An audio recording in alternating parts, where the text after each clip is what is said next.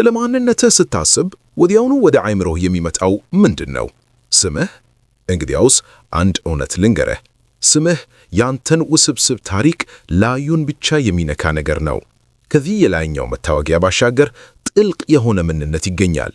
ስለዚህ ጥያቄው አሁንም ይቀጥላል። አንተ በእውነት ማን ነህ? በሚያስገርም ሁኔታ አብዛኞቹ ምላሾች የህልውናችንን እውነተኛ ጥልቀት ለመግለጽ ያጠራቸዋል። ራሳችንን ስናስተዋውቅ ብዙ ጊዜ ከውጫዊ ነገሮች ጋር የተያያዘ ነው። ለምሳሌ እንደ ስራችን ወይም ከየት እንደመጣን። ግን እስቲ ጠለቅ ብለን እንቆፍረው። አንተ የሥራ መደማመጥ ጣሪያ ወይም የመጣህበት ቦታ ብቻ አይደለህም። እነዚህ እንዲሁ መለያዮች ሌብልስ ናቸው። መለያዮች ደግሞ ሊለወጡ ይችላሉ። ያንተ እውነተኛ ማንነት ከነዚህ ውጫዊ ታጎች በላይ ይሄዳል። በዚህ መንገድ አስበው። አንድ ሰው ማን እንደሆንክ ቢጠይቅህ ዕድሜህን፣ ሥራህን ወይም የትውልድ ከተማህን ትጠቅስ ይሆናል። ነገር ግን እነዚህ የታሪክ ክፍሎች እንጂ ሙሉ ምስል አይደሉም። ሥራ ሊቀየር እንደሚችል፣ ዕድሜህ እንደሚጨመር እና የመኖሪያ ቦታህ ሊቀየር እንደሚችል ተረዳ። ነገር ግን በማዕከልህ ላይ አንተ ያው ነህ። የነማንነትህ ምንነት በእነዚህ ውጫዊ ለውጦች አይቀየርም። የማይታለፉ የሚመስሉ ከባድ ጊዜያትና ተግዳሮቶች አጋጥመው ሊሆን ይችላል። እነዚያ ከባድ ጊዜያት አንተን አይገልጹህም።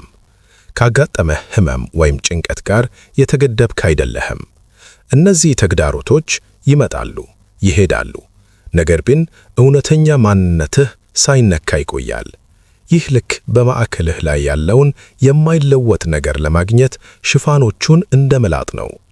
ስለዚህ በሚቀጥለው ጊዜ አንድ ሰው ስላንተ ሲጠይቅህ ከውጫዊ ባህሪያት ዝርዝር በላይ መሆንህን አስታውስ።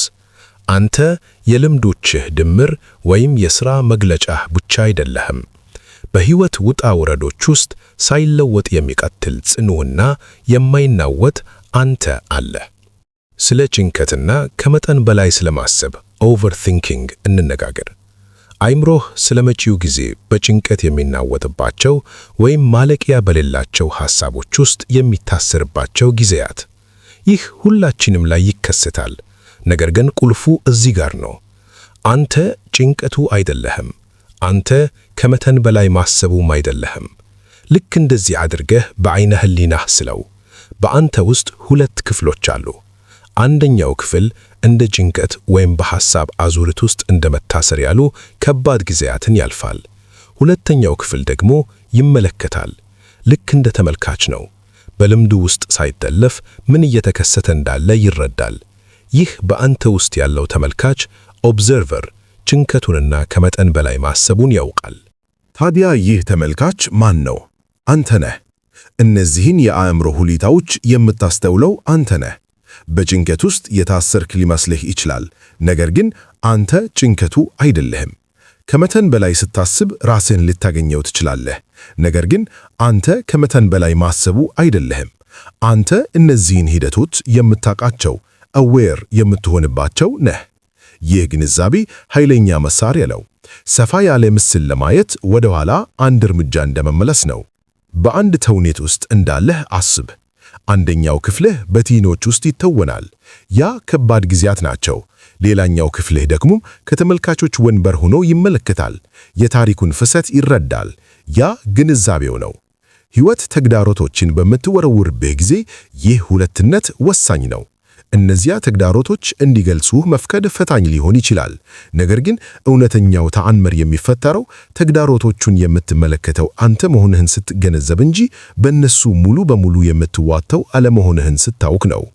በጭንቀት ጊዜ ለራስህ እንዲህ ብለህ አስታውስ። ስቃይን የሚያውቀው ስቃዩን እየተለማመደ ያለው አይደለም። ይህ ልክ በውስጥህ ያለ የመቋቋም አቅም እንዳለህ ከትግሉ የተለየ የሆነ ችግሮችን የመረዳትና በግልጽነት የመምራት አቅም ያለው ክፍል ማለት ነው። ይህ ግንዛቤ ከችግሮችህ ጠቃሚ የሆነ ርቀት ይሰጥሃል። ይህም ከአፋጣኝ ትግሉ ባሻገር ለማየት እና መውጫ መንገድ ለማግኘት ቀላል ያደርግልሃል። በሕይወት ውስጥ ሁላችንም ተግዳሮቶች፣ የችግር ጊዜያት፣ ህመም ወይም ስቃይ ያጋጥመናል። አሁን ነገሩን የሚቀይር ጌም ቼንጀር ሐሳብ ልንገርህ። ስቃዩን የሚያውቀውና ስቃዩን የሚለማመደው አንድ እንዳልሆኑ መረዳት። በአንተ ውስጥ ሁለት ጎኖች እንዳሉ አድርገህ አስብ። አንደኛው ጎን በከባድ ጊዜያት ውስጥ ያልፋል፣ ሌላኛው ጎን ደግሞ ምን እየተከሰተ እንዳለ የሚያውቀው ጽንቶ ይቆያል። ይህ በልምዱና ልምዱን በማወቅ መካከል ያለ ተፈጥሯዊ መለያየት ነው። ከመጠን በላይ ስታስብ ወይም በዕለት ተዕለት ኑሮ ውጥረት ውስጥ ስትገባ ይህ ግንዛቤ እንደ ኃያል መሳሪያ ያገለግላል። ራስን ጠይቅ፣ ይህ የሆነ መሆኑን የሚያውቀው ማን ነው? ይህ በሐሳብህ ውስጥ መልስ ስለማግኘት አይደለም፣ ነገር ግን አንተ አዋቂ መሆንህን ስለመገንዘብ ነው። በሕይወትህ ተውኔት ውስጥ ተዋኛውም ተመልካቹም እንደመሆን ማለት ነው። ይህ ትኩረትን በሐሳቦች ውስጥ ከመጠለፍ ወደ ሐሳቦችን ተመልካችነት መቀየር ለውጥ አምጪ ነው። ልክ ከዝርዝር ነገሮች ወጣ ብለህ ትልቁን ምስል እንደማየት ነው። አንደኛው ክፍልህ በከባድ ጊዜያት ውስጥ ሲያልፍ፣ ሌላኛው ክፍልህ ደግሞ እንደሚመለከትና እንደሚረዳ ትገነዘባለህ። አንተ ዝም ብለህ የሕይወት ውጣ ውረዶችን የምታልፍ ሰው ብቻ አለመሆንህን ማመን ነው። አንተ ደግሞ ወጣ ብሎ የሚቆም እነዚህን ቅጽበቶች የሚረዳና የሚተረጉም ግንዛቤ ነህ። ይህ ግንዛቤ ከሥጋዬህ ለመለየት እና ማዕበሉን በጠራ አእምሮ ለመሻገር እንደ ጥልቅ መሳሪያ ሊያገለግል ይችላል። ከተለመዱት ውጫዊ ሁኔታዎች ባለፈ ካለው እውነተኛ ማንነትህ ጋር የመገናኘትን ጽንሰ ሐሳብ እንመርምር። አንተ ዝም ብለህ ተራ ሰው ብቻ አለመሆንህን መገንዘብ ነው። በአንተ ውስጥ የላቀ ነገር አለ። አሁን ይህን ስታነብ ወይም ስትሰማ ያለህን ግንዛቤ አዌርነስ ልብ በል። ልክ በአእምሮህ በስተጀርባ እንዳለ ቋሚ መገኘት ነው። ሁልጊዜ እዚህ አለ፣ ሁልጊዜ ይመለከታል። ይህ ግንዛቤ ያንተ ህልውና መሰረታዊ ገጽታ ነው። እናም ከዕለት ተዕለት የህይወት መዋዠቅ ይሄዳል። በመሰረቱ አንተ በባለፈ ታሪክህ፣ በህይወት ታሪክህ ወይም በስህተቶችህ የተገደብክ አይደለህም። እነዚህ ያለፍክባቸው ልምዶች ናቸው፣ ነገር ግን የማንነትህን ማዕከል አይገልጹትም። እውነተኛ ተፈጥሮህ በውጫዊ ሁኔታዎች አይነካም፣ ምክንያቱም አንተ በህይወት ውስጥ የሚከናወኑት ነገሮች ሁሉ ተመልካች ነህ። ይህ አረዳድ ወሳኝ ነው። በማዕከልህ አንተ ንጹህ ንቃት እና ንጹህ ግንዛቤ መሆንህን ማወቅ ነው። ጉዞህን በቀረጹት ክስተቶች የተገደብክ አይደለህም።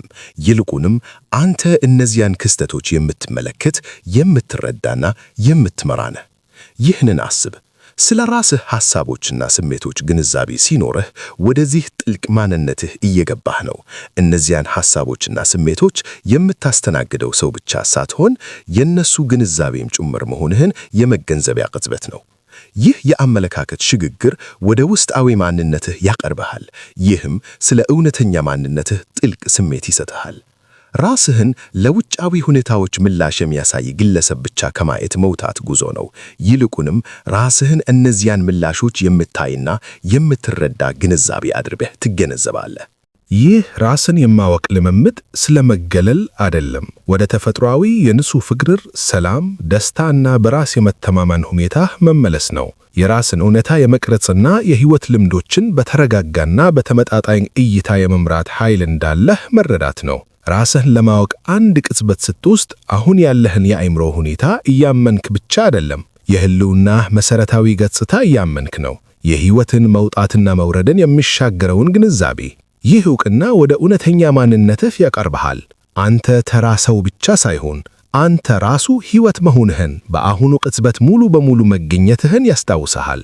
ስለ ውስጣዊ ጥንካሬና ስላለው የለውጥ ኃይል እንመረመር። በአንተ ውስጥ አስደናቂ የመቋቋም አቅም ይገኛል።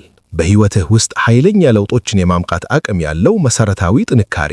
ይህ ጥንካሬ ከአንተ የተለየ ኃይል አይደለም፣ የህልውናህ የማይነጠል አካል ነው። በግንዛቤህ ድክመት ውስጥ ያለው የኃይል ምንጭ ጋር እንደመገናኘት ቁጠረው። ይህ ከውጫዊ ስኬቶች ወይም ሁኔታዎች የተወለደ ጥንካሬ አይደለም፣ እውነተኛ ማንነትህን ስታውቅ የሚመጣ ተፈጥሯዊ ጥራት ነው። ከዚህ ውስጣዊ ጥንካሬ ጋር ያለህን ግንኙነት ስታጠናክር የህይወትን ተግዳሮቶች በአዲስ ቀላልነትና በራስ መተማመን ስሜት የመምራት አቅም ታገኛለህ። ይህ ውስጣዊ ጥንካሬ ችግሮችን ስለመካድ ወይም ከነሱ ስለመሸሽ አይደለም፣ ይልቁንም መሰረታዊ ተፈጥሮህን ከመረዳት በሚመጣ ጽንዓት መጋፈጥ ነው። ተግዳሮቶች ያሉት አንተ ስለምታውቃቸው እዌር ስለምትሆንባቸው ነው። እናም በዚህ ግንዛቤ አማካኝነት ችግሮችን መታገስ ብቻ አይደለም፣ በመከራ ውስጥም የመበልጸግ ችሎታ ታገኛለህ። የህይወት ታሪክህ፣ ያለፈው ክስተትና የሰራሃቸው ስህተቶች እንኳን የዚህን ውስጣዊ ጥንካሬ ምንነት አይወስኑም። ይልቁንም በውስጥህ ባለው ሁልጊዜም በሚገኝ ግንዛቤ የሚታዩ የጉዞ ክሮች ይሆናሉ። ይህ ግንዛቤ ሳይበላሽ ይቆያል፣ ሁልጊዜ በሚለዋወጡት የህይወት ትዕይንቶች ውስጥ ቋሚ ነው። ይህንን ውስጣዊ ጥንካሬ ማወቅ ማለት አሁን ያሉት እምነቶችህ ወይም ሁኔታዎችህ ያንተን ምንነት እንደማይገልጹ ማመን ነው።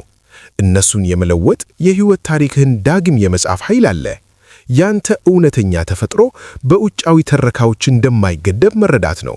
እሱ በሕይወት ክስተቶች ጊዜያዊ ባህሪ የማይለወጥ ንጹሕ ንቃት ነው። ግንዛቤህ ውጣ ወረዶችን በማይናወጥ ቁርጠኝነት እንድትመራ የሚያስችልህ መሪ ኃይል ይሆናል። ራስን የማወቅ ልምምድ ወደ መገለል የሚደረግ ጉዞ አይደለም፣ ይልቁንም ወደ እውነተኛ ማንነትህ መመለስ ነው። በማይለወጠው የንጹሕ ግንዛቤ ማዕከል ውስጥ ስር የሰደደ ማንነት። ይህ ውስጣዊ ጥንካሬ የራቀ ጽንሰ ሐሳብ አይደለም፣ እውነትህን እንድትቀርጽ የሚያስችልህ ተጨባጭ ኃይል ነው። የሕይወት ታሪክህ በድንጋይ ላይ የተቀረጸ አይደለም፣ ዳግም የመጻፍ ችሎታ አለህ። የሐዘን ወይም የጭንቀት ስሜቶች አንተን አይገልጹህም። እነሱ በውስጥህ ባለው ግንዛቤ የሚታዩ ልምዶች ናቸው። ይህንን በመረዳት ለተገዳዮቹት የምትሰጠውን ምላሽ የመቀየር ኃይል ታገኛለህ። ይህም በሕይወትህ ውስጥ አዎንታዊ ተጽዕኖ ይፈጥራል። ይህን ቪዲዮ ከወደዳችሁት እባካችሁ ለሚጠቅመው ሰው ሼር በማድረግ አግዙን።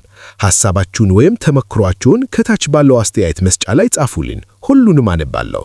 እስከሚቀጥለው ጊዜ ድረስ ቸር ቆዩልኝ።